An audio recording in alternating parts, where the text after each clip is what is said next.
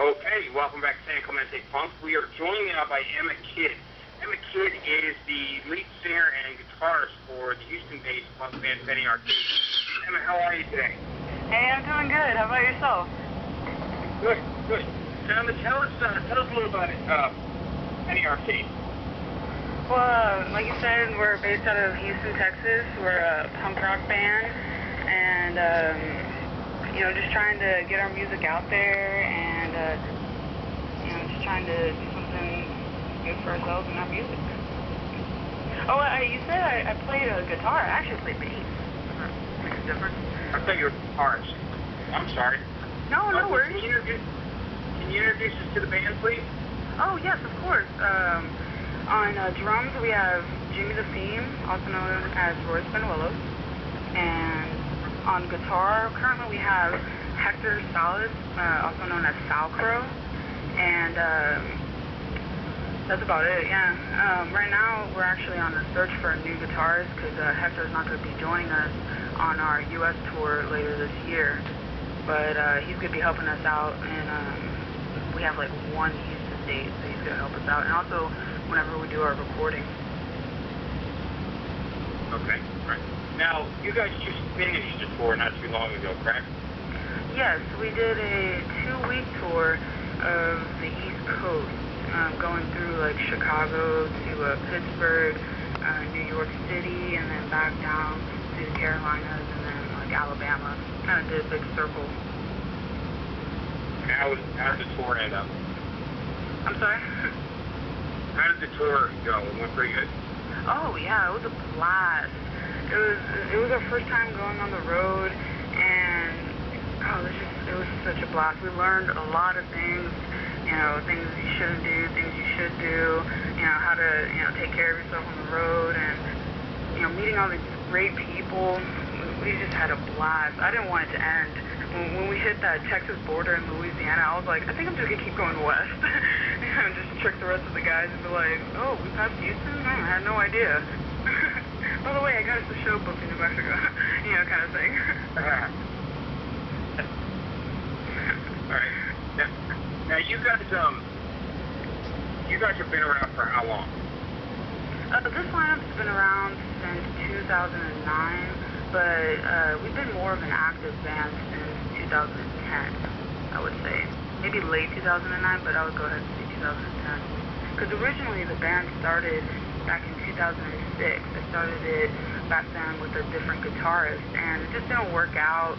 And in 2008, it broke up, and I decided to start up the band again about a year and a half later. Okay, now were you in a band prior to this? Sorry? Were you in a band prior to Penny Arcade? Not really. I had a couple of like side projects, different things. That was just kind of like a bunch of friends getting together and jamming. Like I think the only kind of real quote-unquote band that I was in was like a band in high school, or a couple bands in high school, but nothing that really ever amounted to anything. It was just more of like after school, let's go hang out and get together with our friends and play some music and just, talk about bands we like, and maybe even going to a couple of shows and just kind of hanging around and talking about music. But nothing really to where we played shows. Like I actually hadn't played a show until Penny Arcade started, and like 07 was my first show. And so Penny Arcade really, it was like one of those things where I kind of grew up as the band grew up as well. So it's kind of like, my child, because I'm like, it's kind of like me growing with it. I love it. Now, you guys being from Houston, have you found it hard to really find places to play there, or is there a pretty good scene? There's a lot of opportunities to play in Houston, but as far as like the scene goes, it can kind of be rough. You'll find a lot of bands going to Austin, but it's like, I know us personally, we would try to go to Austin, and we couldn't find a show, and it would take us a while to try to get a show. And but like in Houston, you have like a lot of people that are really dedicated and supporting their local music. And so that makes it a lot easier to find places to play. But there's also a lot of creative people out there. You know, there was a time where this guy was going to do a barbecue with like a show and have people out and eat food. And so that's something cool too, because it didn't take place at an actual venue, it took place at a park. And so there's a lot of like people out there that are, you know, willing to go out there and be creative and, you know, wanting to support the music. But there are a lot of people out there that, you know, aren't like that, and they want to cliquish and say, oh, you're not punk rock enough to play at my show, kind of thing. But, you know, I imagine it's a lot like how it is in a lot of places, but I'm thinking that in a lot of places it's probably a little bit better. If that makes any sense. No, I mean, you're right. I mean, it's missed a lot of places. Yeah, it's true. And you would think Houston, you know, being such a big city, that it wouldn't necessarily be as hit or miss, but it's kind of one of those things where Houston just seems like it has like a metal scene, more of a bigger metal scene than a punk rock scene, but which is also kind of great too, because some of our music has like a metal influences, so, you know, a lot of the metal kids tend to really like us. And, you know, hopefully they end up liking some punk rock and maybe bringing punk rock back into the scene. Right. Now, I lived in Houston in the 90s, and I actually saw Guar out there. It was a huge show. Oh, yeah? Yeah, I remember Guar playing over at the Engine Room here in Houston, but I never went because I always heard they, like, threw a bunch of crap at their crowd, and I was like, oh, I don't want anything to do with that. Yeah, no, they do. This was in 93. So, I mean, I lived off Fuquay. Oh, in 45. Yeah. But, I mean, there wasn't a huge scene there at the time, but, you know, I was hoping with you guys, you know, it seems like it's really clicky, even still. Oh, yeah, most definitely. Now, you guys have how many releases? 2? In this lineup, we've technically only had 1. We've done a couple of, like, small-time demos, but there was only one really worth mentioning, and that's our CD called We Free Slaves, and we released it, I want to say, early this year. Okay. Now, Sorry, I got interrupted. Now, is Live at the Sex Shop, was that a 7-inch, or was that just a oh, yes, I forgot about that one. I forgot about that one. Yeah, Live at the Sex Shop, that was actually, that's something, it was like our demo EP, and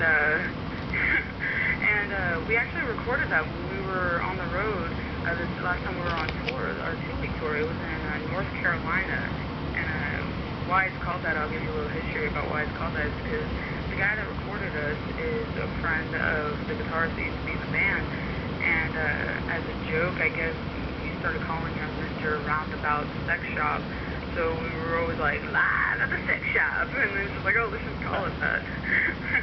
And then we were like, oh, we should tell people to actually live at the sex shop. But yeah, that one was recorded in North Carolina, Raleigh, North Carolina, and we were going to work with it and stuff, but we actually want to record like a small demo before we go on the road, and I guess not make it like a big release or anything. We're not going to send it out to like disc makers or anything, but you know, maybe just have a couple of copies to give to people at the show that don't necessarily want to buy a CD or can't buy a CD for some reason. And so we definitely are going to work on recording something new. Now, you guys, who are some of the influences that you guys have right now? Like, who are some of the bands that Man, that could kind of be a hard question, because I'm like thinking in my head, oh, man, there's so many. But, you know, yeah, they're really all across the board. But, you know, I know for me, definitely, like, I'm a big fan of Screeching Weasel. I'm a big fan of the Distillers, the Ramones, the Queers.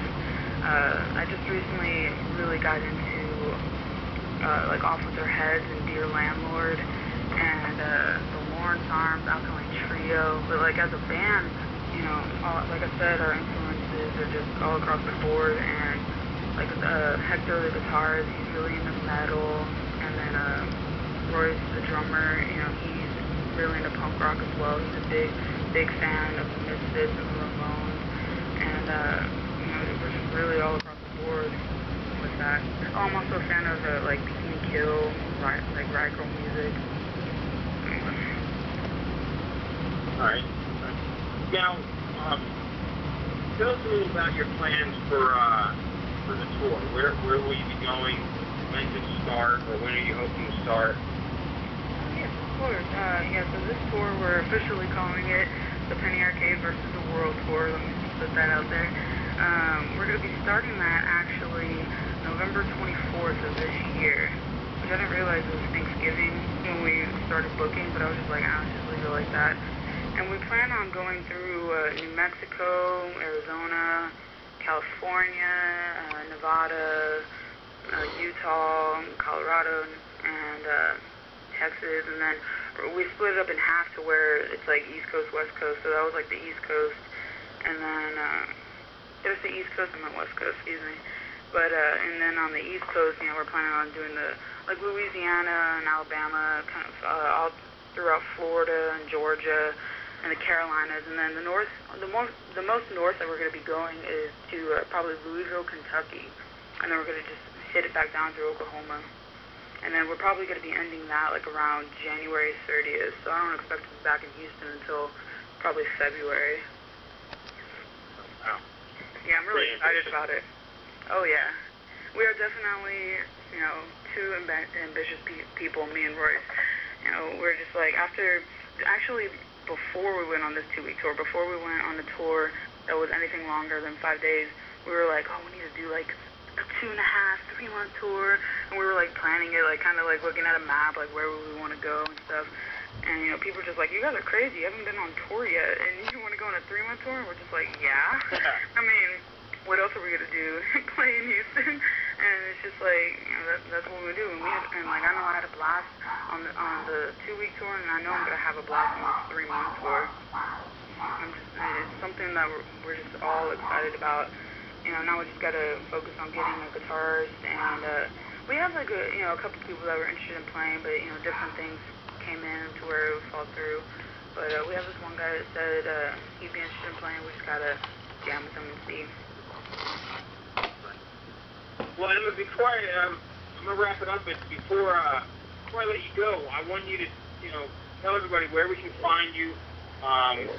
Any Facebook pages, websites, where they can get your music. The floor is yours. Awesome. Well, yes, you can find us on Facebook. It's facebook.com/PAPunkrock. We're also on Twitter, if you do the whole Twitter following thing. That is twitter.com/PAPunkrock, but all caps.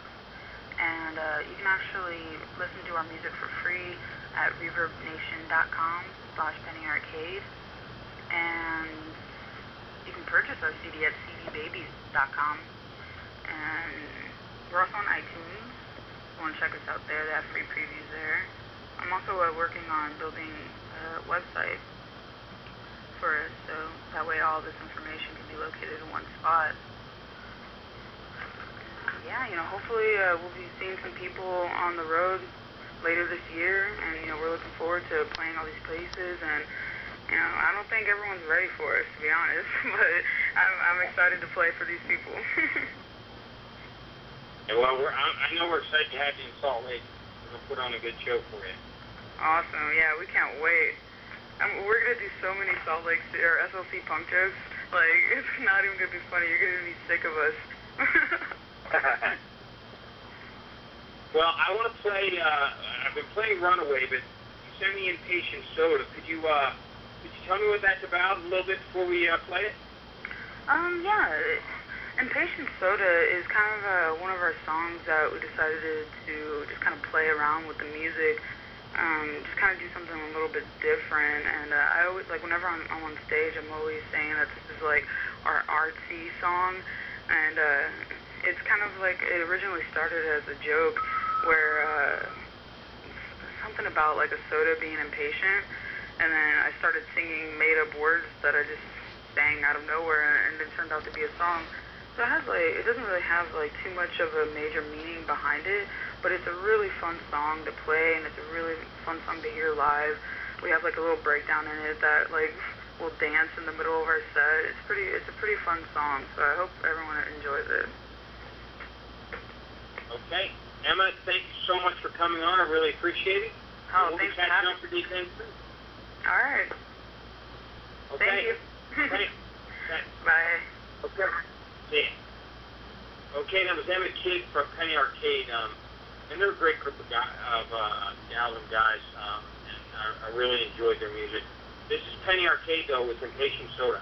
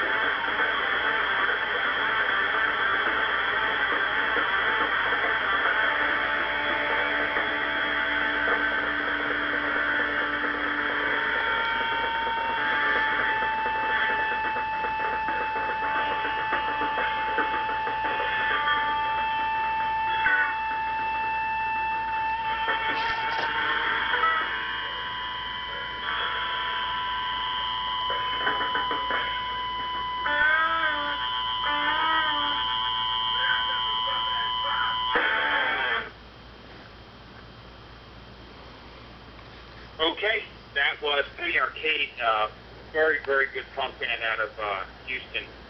We caught up with Emma Kidd, and I want to thank Emma for coming on. She was a very good interview.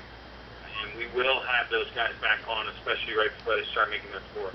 Right now, though, we're going to